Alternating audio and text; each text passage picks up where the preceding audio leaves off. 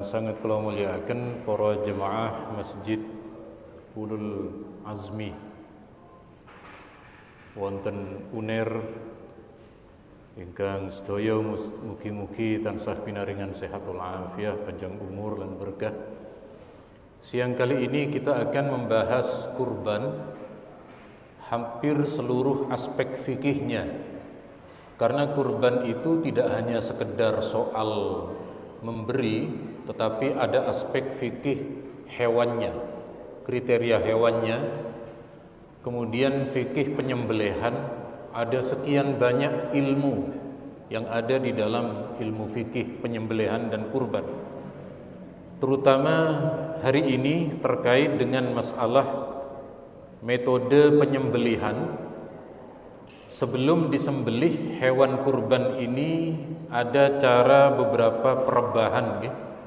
Mulai dengan cara yang manual niku dengan tampar, dengan digeret ngoten niku. Ada yang menggunakan alat niki, alat perebah yang semacam kerangkeng. Ada juga yang dari barat namanya stunning. Stunning niku pemingsanan. Jadi sapi sebelum disembelih dipingsankan. Niku dos pundi, apakah sudah masuk ke negara kita dan seterusnya. Pertama kita akan membahas terlebih dahulu hewannya. Hewan ada kriteria yang harus dipenuhi, dan di hadis ini Nabi menyebut yang tidak sah. Apa saja yang tidak boleh? Pertama, al-awra' bayyinun awaruha.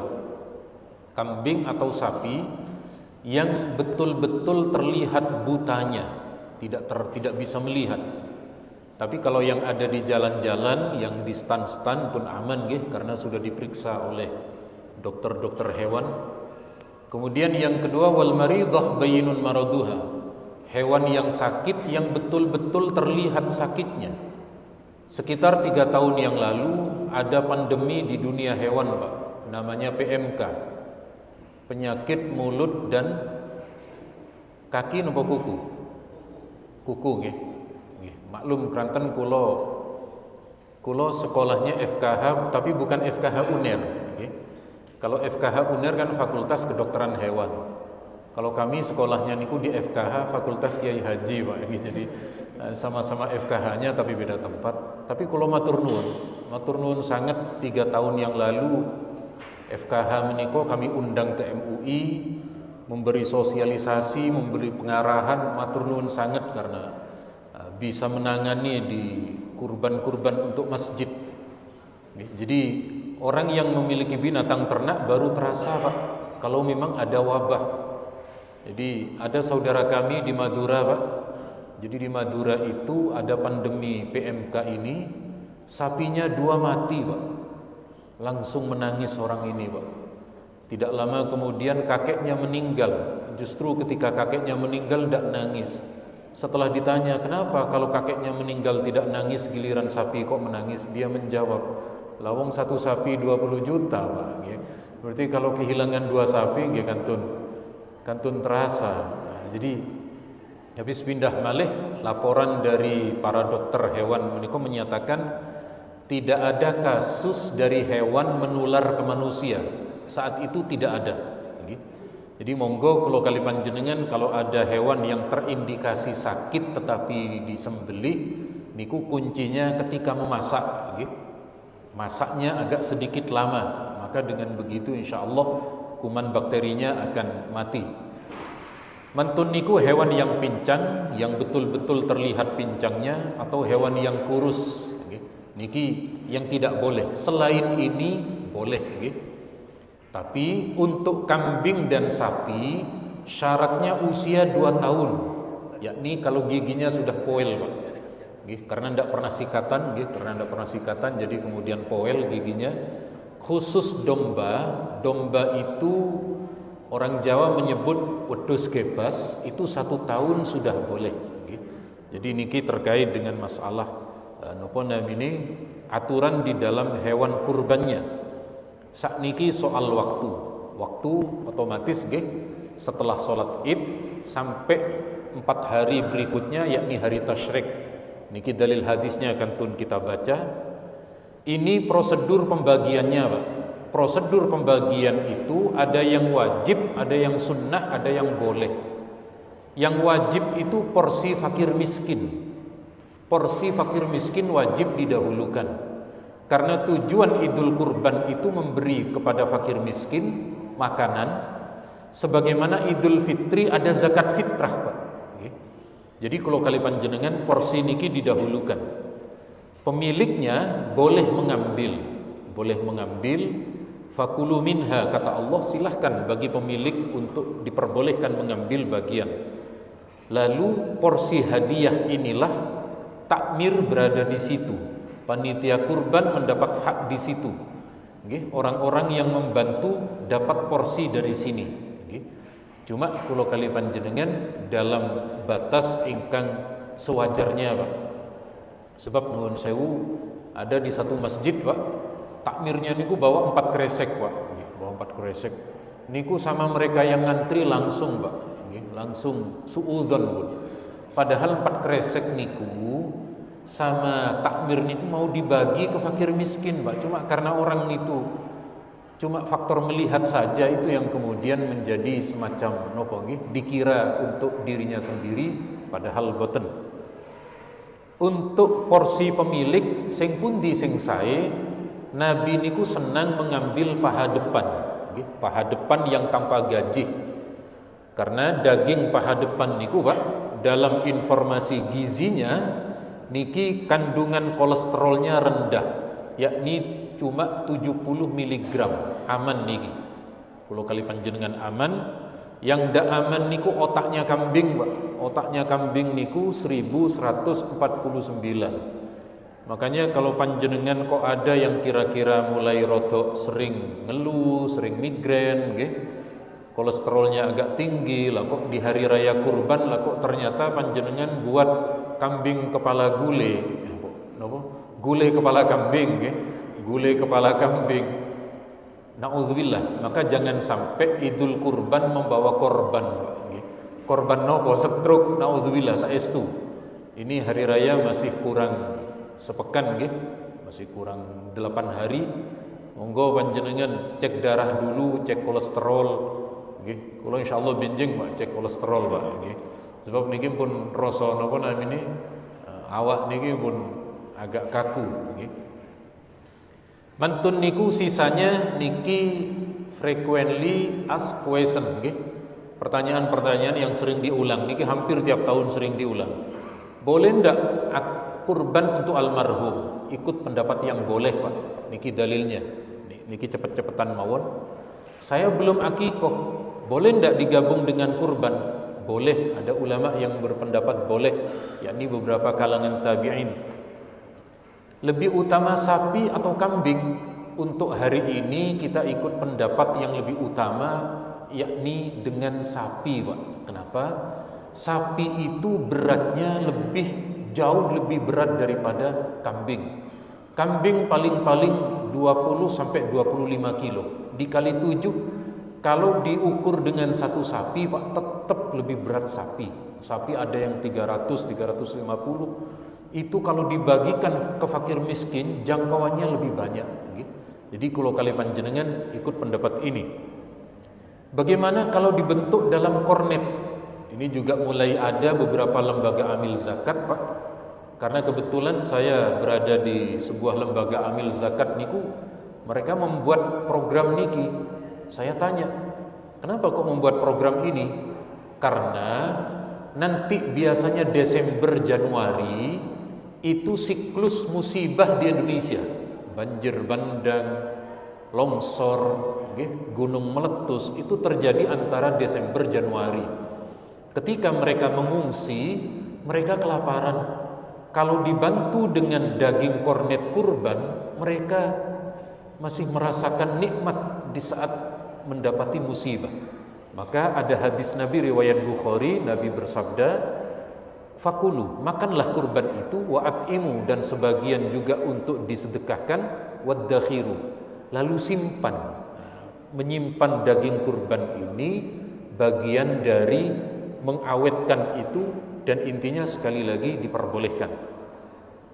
Bagaimana dengan non-muslim? Ikut pendapat yang boleh, karena di lingkungan kita terkadang ada non-muslim tetapi dimasak terlebih dahulu. Jadi kalau kurban untuk fakir miskin kondisi mentah niku khusus muslim, Pak. Kalau kemudian sudah dimasak tinggal diberikan ke non-muslim lebih praktis. Non-muslim niku kadang tidak siap, Pak. Diberi daging tiba-tiba kepala, bingung mereka mau diapakan. Diberi daging saja mereka tidak persiapan tusuk sate.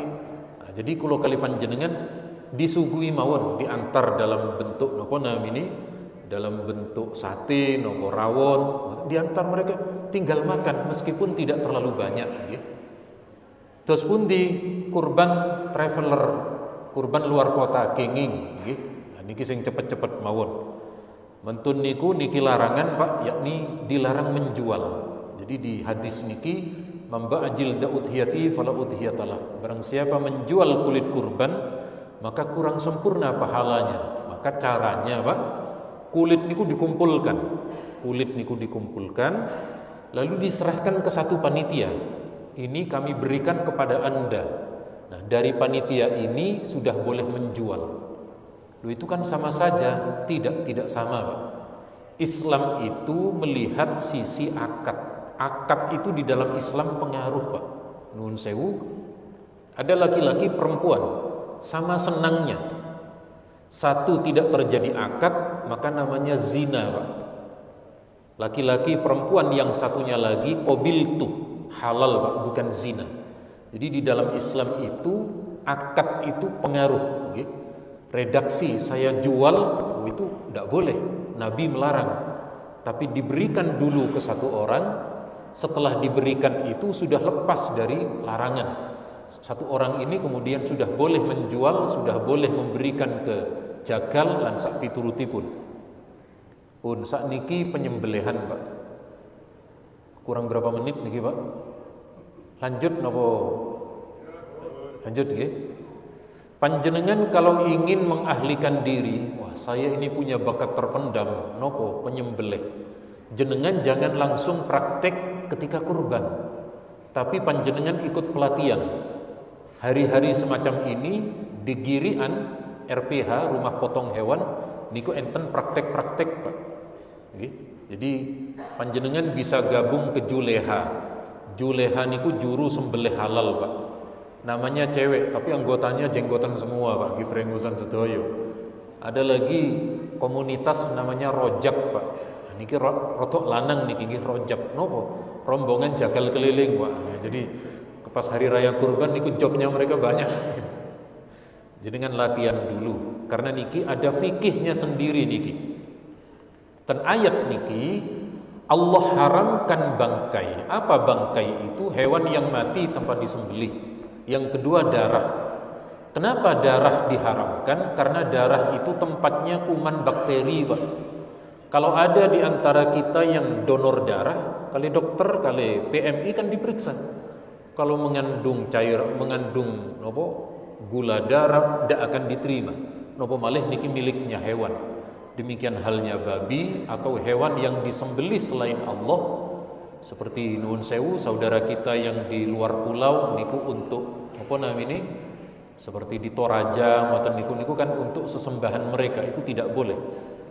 Kalau ada hewan yang tercekik, ada hewan yang kena pukul, hewan yang terjatuh dari kendaraan, hewan yang kena tanduk binatang lain, cara sakniki ketabrak truk, ketabrak mikrolet atau nopo mawon, atau diterkam binatang buas, semua itu halal kalau sempat disembelih.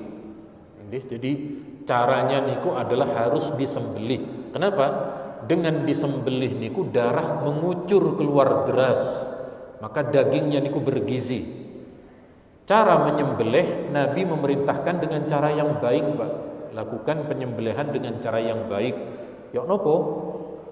Niki metode klasik niku dengan cara diikat dengan nopo namanya ini, dengan tampar. Cara klasik niku satu sapi dikeroyok 10 orang, Pak. Begitu roboh langsung diduduki di bagian atasnya. Sing lungguh niku sing lemu-lemu niku, Pak, nggih. Yang gemuk-gemuk niku sapinya ndak bisa ambaan niku, nggih. Sakniki ada yang sebagian sudah menerapkan pakai niki, pakai besi kerangkeng. Jadi sapinya dimasukkan, dia tidak merasa kalau itu berada dalam jebakan, Pak. Kakinya langsung diikat, perutnya, kepalanya, lalu besi yang di sisi bagian kiri tinggal direbahkan. Dia posisi sudah tertidur, tidak perlu royoan. Apakah perlu masjid memiliki kondisional, Pak? Kalau masjidnya niku kaya, monggo tidak ada masalah. Tapi bagi kula niku asas manfaat. Kalau nyembelihnya setahun sekali, eman-eman. Jadi nopo ini setahun sekali eman-eman. Lebih baik dananya untuk kegiatan yang positif lain. Kecuali memang ada donatur, itu beda lagi, Pak. Atau buat sendiri. Jadi di Surabaya ini kan sekarang ini kan banyak besi hilang, Pak. Allahumma sholli ala Muhammad. Ya mungkin dibuat semacam ini mungkin, Pak. Ya enggak juga. Kita enggak tahu juga. Sampai besinya gorong-gorong kok bisa hilang niku. Kemudian niki metode stunning niki. Stunning niku memingsankan. Jadi otaknya sapi niku disetrum, Pak. Disetrum, kecet-kecet, pingsan, disembelih. Sekian menit andaikan tidak disembelih dia akan bangun, Pak. Di Indonesia bagaimana? Sudah masuk, sudah diterapkan di Indonesia. Niki di RPH misalnya di Surabaya, sapi niku disetrum kepalanya. Sampun ada konfirmasi, kenapa di Surabaya kok menerapkan niki? Ini khusus sapi yang datang dari luar negeri. Sapi Australia orang-orang menyebut niku. Kalau itu sapi dari Jawa, karena aman, Pak, ada tali keluknya. Sapi Bali, sapi Madura niku aman. Nah, kalau sapi dari barat yang tidak ada tali kendali ngeten niki, saya tanya, di antara jenengan siapa yang berada di depannya, Pak? Kalau berani di depannya kan berarti jadi matador niku, Pak. Nah, jadi khusus untuk sapi yang dari luar niku pakai stunning. Atau niki ayam. Karena saya di MUI, saya pernah mengaudit di beberapa tempat penyembelihan ayam, Pak. Niku di beberapa perusahaan ayam yang kemudian disembelih dalam jumlah ribuan niku pakai stunning seperti ini. Jadi kakinya diangkat, lalu alatnya niku berjalan. Di sebelum ini ada tempat air, Pak. Jadi kepala ayam itu masuk ke air, kesetrum. Tapi daya wattnya rendah. Kesetrum, begitu di depannya bapak niki sudah tidak bergerak, tinggal disembelih. Di Pasuruan itu ada satu perusahaan penyembelih ayam, itu sehari 20.000, Pak, untuk dikirim ke Surabaya. Kalau yang tempat lain itu cuma 1.000, 5.000 gitu. Kalau di pasar niku boten kathah. Jadi orang Surabaya niki makanan favoritnya ayam, Pak. Mulai dari ayam geprek, mie ayam nopo malih, Pak? Sate ayam, pokoknya sing enten ayam ini kula wong Surabaya niki. Jadi niki disuplai dari beberapa tempat yang terbesar juga di Gresik.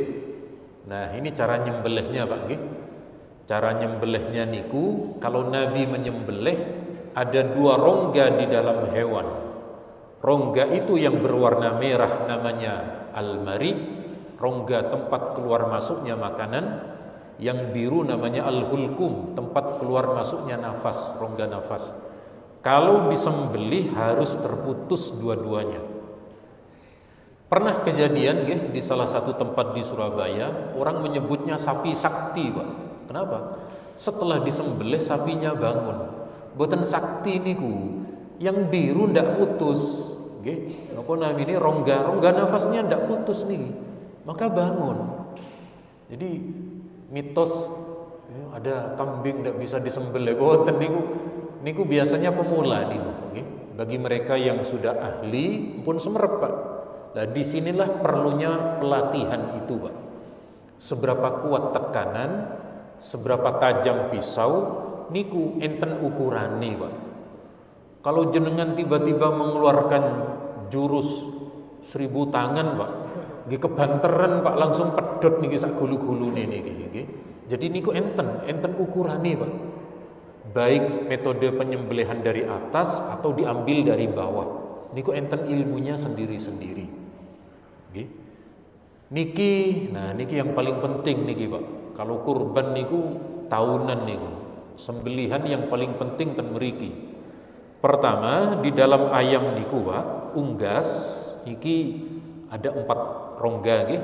Pertama otot rongga nafas dan rongga makan harus putus. Ada urat vena namanya, otot vena atau pembuluh darah. Kalau ini putus Pak, darah niku dengan segar mengucur keluar. Kalau mazhab Syafi'i 2 niki sunnah, tapi di fatwa MUI memilih wajib. Di MUI diwajibkan.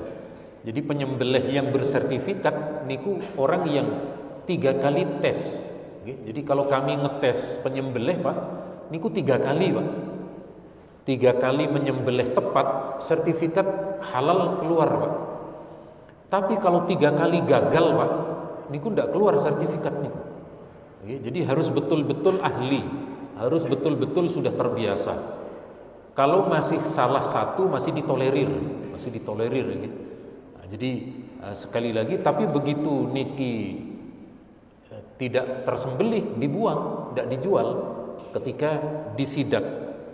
Nah, jadi ayam niku Pak niki. Panjenengan perlu memperhatikan ketika membeli ayam atau bebek. Kalau lehernya niku sembelihannya panjang, lebar, berarti halal niku Pak. Tapi kalau kemudian sedikit, niki masih meragukan, masih mengkhawatirkan. Niki kalau di pasar-pasar kadang disebut dengan ayam tiren Pak. Namanya keren, ayam tiren, tapi niku singkatan, nopo? Mati kemarin. Jadi hewan mati niku, bangkai. Nah, jadi kalau kali panjenengan mengkonsumsi yang hati-hati. Saya pernah makan di sebuah warung Pak. Saya lihat ada begini. Wah, ini berarti yang menyembelih kurang hati-hati niki. Loh kok mati? Karena dimasukkan ke bak yang berisi air panas Pak. Matinya di situ. Maka saya pindah, bukan pindah warung, bukan pindah menu, yakni telur dadar mawon terus ibu. Saya telur dadar. Nah, daripada makan yang tidak jelas. Jadi Pak, kula kali panjenengan, ibarat makanan itu kalau mobil niku seperti bensinnya. Kalau panjenengan mobilnya niku mobil bagus, tentu panjenengan memilih bahan bensin yang terbaik. Kok berisi campuran Pak, cepat rusak mesinnya mobil. Demikian halnya tubuh kita, kok diisi makanan haram Pak, gina'udzubillah. Sholat niku terasa berat Pak, ke masjid niku males aras-arasan, berbuat baik niku kayak tidak ada semangat. Tapi nek kula kali panjenengan mulai makanannya niki halal, yang ada di dalam raga kita halal, melakukan kebaikan niku akan terasa nyaman dan nikmat. Kranten niki offset dari biasanya Pak, biasanya. Tapi ini kranten niki satu materi penuh dan tidak bisa diputus niki Pak. Maka saya cukupkan sekian, tidak perlu tanya jawab Pak. Kalau diberi tanya jawab nanti pertanyaannya ini akan berbeda. Jam berapa selesainya kan? Daripada ditanya seperti itu, saya cukupkan sekian. Saya doakan semoga panjenengan sehat walafiat, panjang umur, berkah rezekinya, dijauhkan oleh Allah dari musibah, dari mara bahaya, dari penyakit-penyakit berat yang lain. Amin. Al-Fatihah.